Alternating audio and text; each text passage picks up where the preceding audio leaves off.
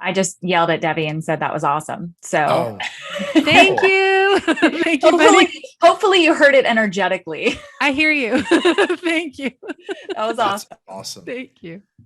Now, Gosh. Wade, what are you going to do now? Like, mic No, drop. because For here's the everybody thing. I listening, it just got doesn't my get better mind than blown, Debbie. and I've been waiting for yours. And I'm so ready because Bunny's already coached me up a couple times in this, and Bunny has a way of coaching you up in a way that is this powerful, so clear, so to the point, borders on backhanded compliment. Yeah, it's Of sugar-coated butt kicking is what it's been affectionately deemed.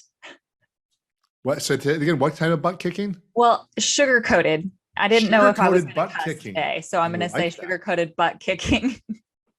That is awesome. So everybody, you know, we've been at this for a while. I'm sorry if you need a break because you're about to be moved again. Bunny is awesome. The first time we talked and I did the pre-interview in a podcast, I was impressed, and we did the interview.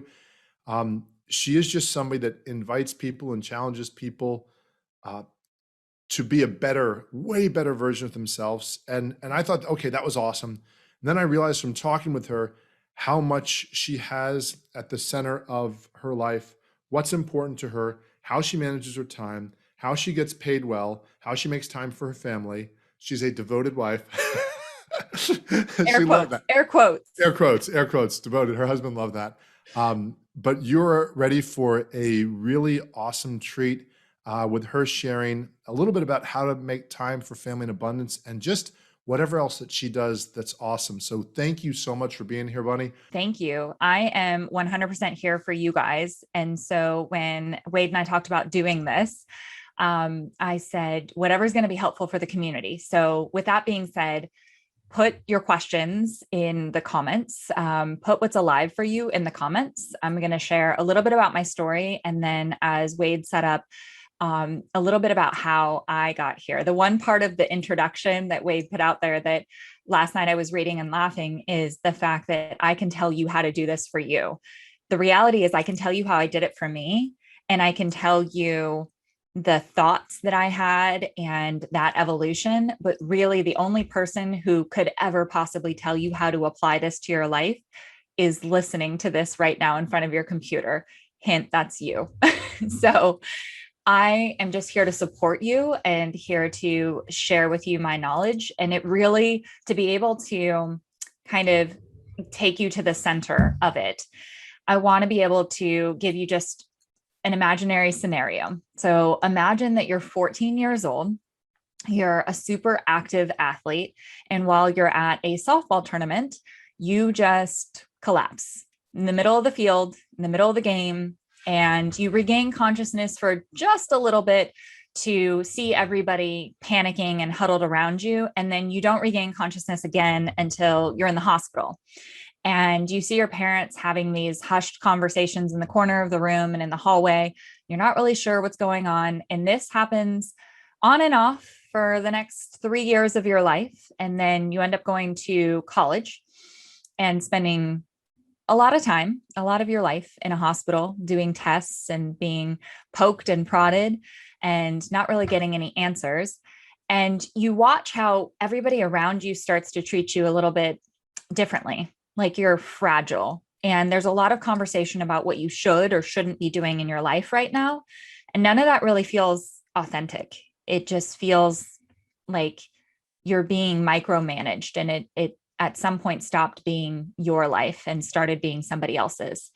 And there's a point when you realize that you in your college years are on more medication than your grandmother when you're trying to assist your grandmother in putting her medication box together. And something clicks in that moment. And you decide, there is a difference between surviving and thriving in life. And if this is your last day, what would you want that legacy to be? And you start thinking in terms of tomorrow's not guaranteed. And then you realize it doesn't matter that you have this diagnosis, that you have a disability. Any of those things, tomorrow wouldn't be guaranteed if you didn't have any of those things. And so just sitting with that, I'm going to ask you, what would you do? What would you do if this was your life? You can put in the comments, you can take a note and just ask yourself, because this is a really powerful question. In the terms of what Wade asked me to do and to take you on this journey, this is the starting line. What would you do if that was your story? It's mine. It's my story. And I can tell you that I became a professional stunt woman, that I have 2 amazing, beautiful daughters. I have 5 companies. I am a growth coach, retired stunt woman, retired therapist, and professional investor in other companies, as well as in other lives. I like to think of it that way. And that didn't happen overnight. That happened through a series of questions of valuing my life and the value of living my life. And so when people ask me to be able to say, like, well, how did you do this? I'm laughing right now because the thought didn't occur to me that I had another choice. I could be in a hospital. I could be in bed with this heart condition. That was what ended up being the diagnosis, is I do have 2 heart conditions at this point in my life, but there was no other reality for me. It didn't occur to me. It's almost like the diagnosis finally gave me permission to live my life and not just assume that it was something that I would get done tomorrow. If right now, if this very moment, I told you that tomorrow wasn't guaranteed, what would you do? And then why don't we give ourselves that freedom, that amount of freedom and that amount of latitude in our lives to be able to do what we're passionate about? Debbie just spent a ton of time sharing some amazing truth bombs with you guys about purpose. And I have a theory, and this comes from the retired therapist brain, but I have a theory that if everybody on earth was able to live their life and fulfill their purpose, we wouldn't actually need therapists anymore, because anxiety and stress exists in the future and it exists in the past. It doesn't exist in the present. And this is why so many people do so much mindfulness work about being in the present. There's really 2 big arguments for living your life in the present. One is that you don't have that stress and anxiety of being stuck in the future and wondering what will happen or perseverating on what did happen.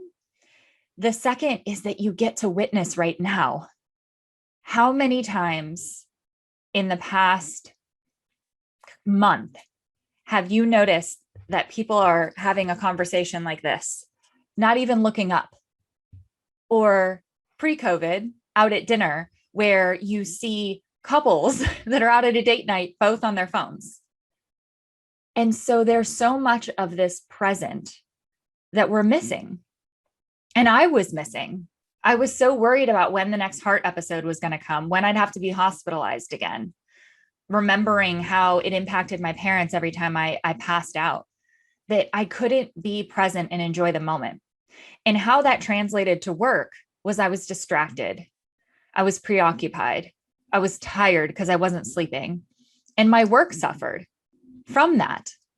And my work wasn't fulfilling my purpose.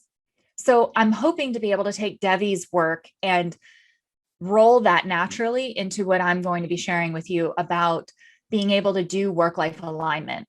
Now it's what our company, A Better Place Consulting, focuses on the most, is work-life alignment. And as Wade said, as far as productivity, it's not so much about getting more done, it's about getting the right things done.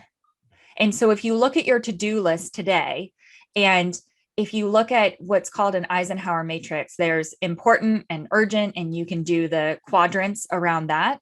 And I didn't make you a slideshow because I wanted this to be a conversation, but it's basically a quadrant that you're able to see in real time when you take your to-do list, what's important and urgent, and be able to do that, what's not important and urgent, and question if you really need to get that done because it's not important, what's not urgent and important. And then you can schedule that for another time that's not right now. And then what's not important and not urgent, which we don't really need to think about. And so you can also delegate some of those things within your life. And when you're able to take everything out of here and put it down somewhere, just set it down and take it out of your mind. It allows you to be present. You can relax. You can literally feel your shoulders come down and stop wearing your shoulders as earrings and really sit in your true value. And it's so important. It's so important for you to value yourself because that's where it starts. When you say the first question that I asked you, what would you do? What would you do if you had my story, the beginning of my story? There's a lot of different endings. There's a ton of different endings. And I would tell you that my story has a happy ending, but it hasn't ended yet. I believe that it has a happy ending. And the second question that I meet at that starting line is, do you value you? And if so, how? When I started this journey of valuing my life, and I don't mean in an egotistical way of valuing me, right? My time is worth $2,000 an hour. No, that's not it. Valuing my life. Because when I answered that question of, do I value my life? And if so, how am I living my life in this gift of another day? I have a heart condition. Every day is a gift. So if I'm given this gift, how then am I utilizing it? How then am I using that gift to make the world a better place and fulfilling my purpose? How am I not squandering this gift? Another gift of another day with my kids. I remember having 4 miscarriages before my first child and 2 miscarriages after my second child. Let me back up. 6 miscarriages total, 4 before my first, 2 after my first, before my second. Being able to receive those gifts, I value them so much more. I value my kids, not all the time, but a lot, because of the difficulty that I had in my life having children. And all of those nights in the hospital, all those tests, I value my life a lot more today than just the assumption that I'm going to have 80 years. My assumption this morning was that I woke up in order to be here with you. I focused on the one thing I was going to do within my purpose to add value today. And that evolved into 2 things because my daughter made honor roll. And so we must go get ice cream tonight because I want her to know that I value her. So the background collar is my service animal. So if you hear him, that's just him snoring and getting comfortable sleeping. So one of the things that I want to leave you with to think about, I'm not going anywhere right now, but one of the things that I want you to take note of, either mentally or journal down, is if I don't value my life, who will? And this comes from relationships and employment. This comes from relationships with my spouse. Is when I don't value myself, it's very, very difficult for somebody else to value me. And even if they do value me, I don't necessarily believe it. I don't necessarily hold that. Wade could be like, Bunny, you're awesome. And I'd be like, yeah, thanks. You see, I didn't cash that check. That check bounced. I'm limiting my value because I'm not seeing it through that lens and allowing that check to make its deposit in my life. And so being able to add that value, it means so much. And you get to show up in a more confident space. And by you going to work 5 days a week and saying, my value is this 6 hours of work that I actually do, and the other 2 hours, I'm just sitting here twiddling my thumbs. Why can't you get paid for 30 hours? Why can't you be in the office for 30 hours and get paid for results instead of time? This is the relationship that must be broken in order to have more value in your life, is the exchange of time for a finite amount of value. Every day that you wake up needs to be that infinite amount of value. And that doesn't mean that you can't work a 40-hour work week. It just means that if everything in your life is fulfilling, your work, your family, your self-care, if you have that value for yourself, then that's what life looks like when you go to work. But if not, if you have my situation where you're like, I did the math, I know how many hours I have in a week, and to give 40 of those hours to a job, that's not going to work. And so as Wade talked about, when this happened to me, there's several evolutions in my life, and we're going to fast forward to the entrepreneurial journey. When I first started, I did strategic planning. I'm laughing at myself. I did strategic planning, executive coaching, all of this kind of stuff. And I set my market value at what other people were charging. That's not my value. That's somebody else's value. And strategic planning is what somebody else is doing. Work-life alignment, being a retired therapist and a third-generation entrepreneur, that is smack dab in the middle of my value. That's a combination of all of the skills, abilities, passions, and purpose that I have in this amazing entrepreneurial cocktail that just is mind-blowing and would win some kind of bartending award. Strategic partnership or strategic planning sessions are like 4 hours of my life I'm never going to get back to make a 600-page document that no one's ever going to look at in the next 3 years. And it's pretty much an expensive doorstop. And I would come out of those sessions feeling so drained. And then I would go home with my family and I would not have any time or energy because I would just need to recover because I had to get on another plane and travel to Dallas, Texas to do another strategic planning session. I don't get energy out of Dallas, Texas. This is not to knock anybody here from Dallas, but I'm a beach girl. And so I need to be on the coast. And I remember thinking, like, if this is my last day, and I know it's morbid, but I kept asking myself, like, if this is my last day, can I go to bed at peace with what I did today? And it's like, no, because I was in a conference room all day long creating this piece of paper that no one's going to look at, and it's not going to add value to this world. So no, this is not my value. And so I came up with this hypothesis that if I just stuck with my value, I could make more of an impact and more money. And it was a hypothesis. If I am the Ruth's Chris of business coaches, instead of the 7-Eleven that's doing everything that everybody else is doing and charging what everybody else is charging, I can charge Ruth's Chris prices. And Ruth's Chris is only open like 4 hours a night. So maybe I can just work 4 hours and charge those prices, and we'll see what happens. Amazing. It makes total and complete sense. When I go back, people work. And it makes so much sense because think about a professional athlete.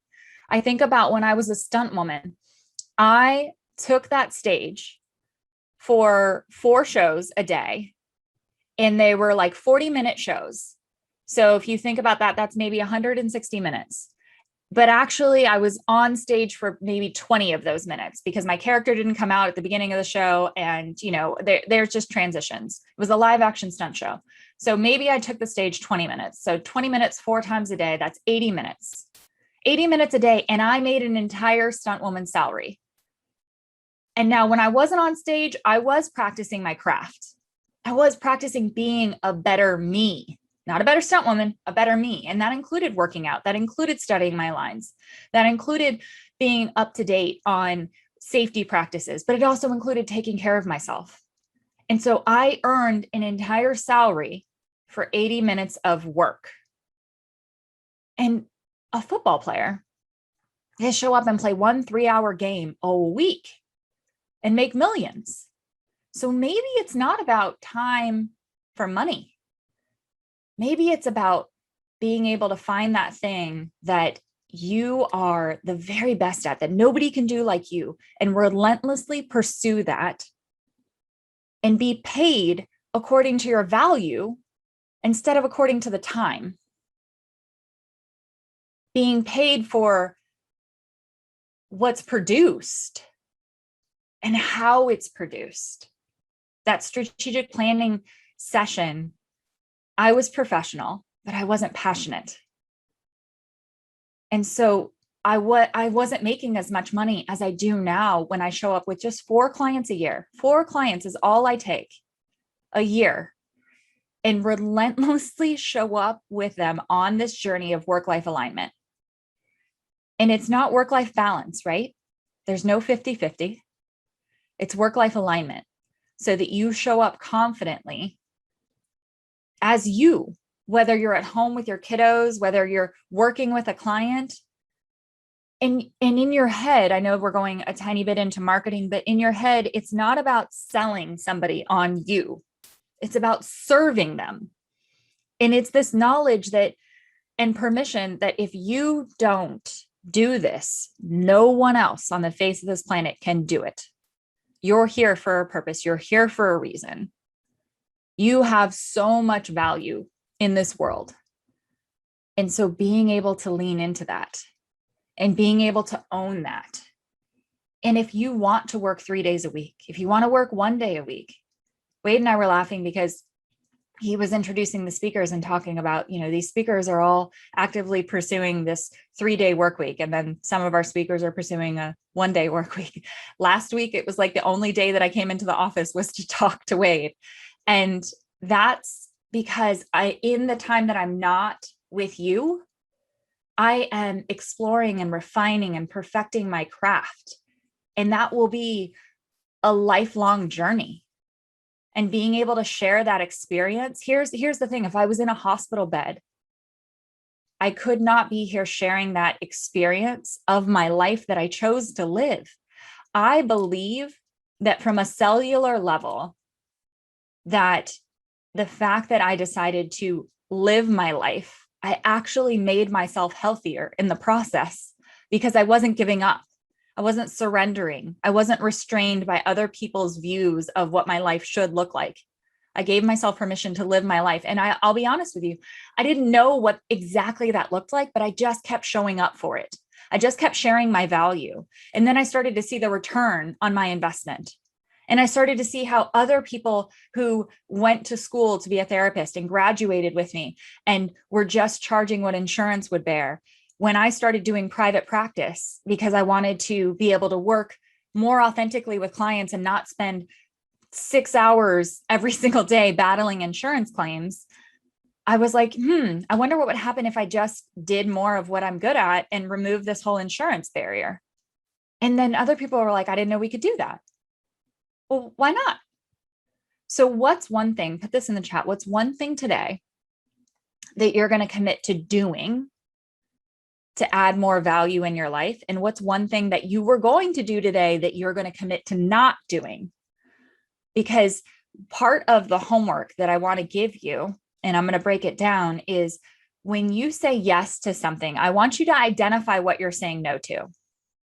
When I'm saying yes to being a professional stuntwoman, I'm saying no to a traditional career. When I'm saying yes to taking my daughter out for ice cream, I'm saying no to probably getting to bed at an early, decent bedtime.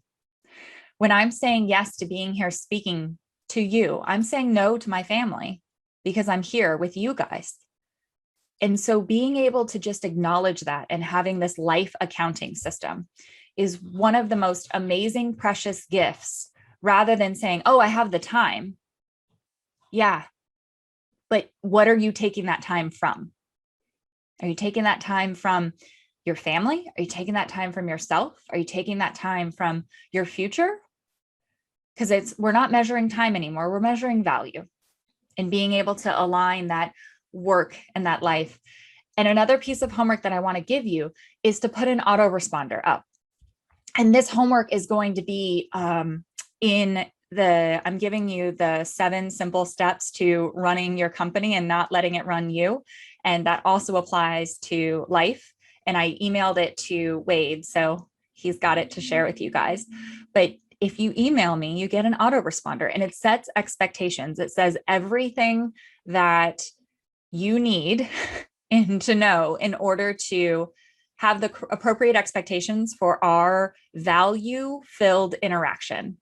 It gives you information that I repeated over and over and over again, and then put into a autoresponder. It gives you access to a bunch of resources that is my brain captured and recorded so that you don't have to wait for me. So that's your second piece of homework. First is the yes or no exercise. Second is to put up an autoresponder.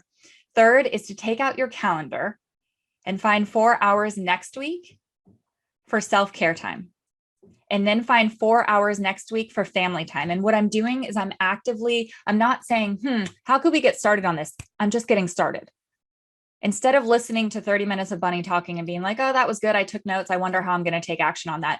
I'm going to make sure that with 3 minutes left, you take action on it. So take your calendar out and find 4 hours for self-care time and 4 hours next week for family time.